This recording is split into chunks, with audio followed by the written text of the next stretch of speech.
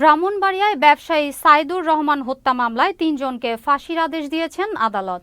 বৃহস্পতিবার দুপুরে ব্রাহ্মণবাড়িয়ার অতিরিক্ত জেলা ও দায়রা জজ প্রথম আদালতের বিচারক আয়েশা আক্তার সুমি এ রায় দেন। উল্লেখ্য, ২০১৯ সালে ফল ব্যবসায়ী সাইদুর রহমান বাড়ি ফেরার পথে প্রতিপক্ষের লোকজন বাঞ্ছারামপুরের কড়াইকান্দির ফেরিঘাট এলাকায় তাকে পরিকল্পিতভাবে হত্যা করে। মামলায় ২০ জন সাক্ষীর মধ্যে ১২ জন সাক্ষীর গ্রহণ শেষে বিজ্ঞ আদালত এ রায় দেন।